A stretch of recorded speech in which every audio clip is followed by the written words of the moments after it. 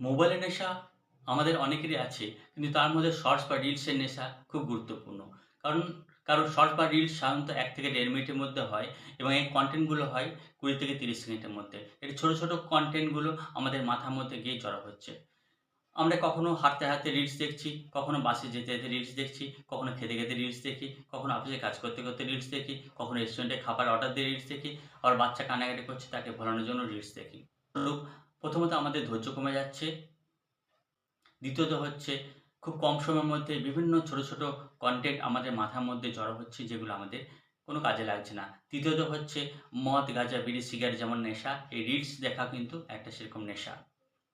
আমরা কাউন্সেলিং করতে গিয়ে দেখেছি অনেক ছাত্রছাত্রীদের মধ্যে ধৈর্যের অভাব দেখা দিচ্ছে। কারণ ছোট, ছোট কনটেন্টগুলো তাদের মাথার মধ্যে গিয়ে জড়ো হচ্ছে এবং ধৈর্যটা কমে যাচ্ছে। কেউ যখন কোনো রিলস দেখতে শুরু করছে, সে কতক্ষণ রিল দেখছে তার কোনো সময়ের হিসাব থাকছে না। কিছু রিলসগুলো আমাদের আবেগ নিয়ন্ত্রণের সমস্যা দেখা দিচ্ছে এবং সিদ্ধান্ত গ্রহণের সমস্যা দেখা দিচ্ছে। বিভিন্ন মানুষের মধ্যে সমস্যা দেখা দিচ্ছে যেমন টেনশন, ডিপ্রেশন, অ্যাংজাইটি।